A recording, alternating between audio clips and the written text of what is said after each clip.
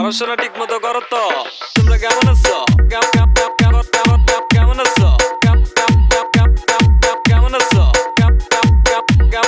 কেমন আছো? পড়াশোনা ঠিক মতো করো তো? করো তো? করো তো? করো তো?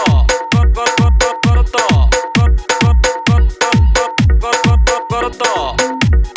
পড়তে হবে, পড়তে হবে, পড়তে হবে, নকল আর হবে না, না না না না না।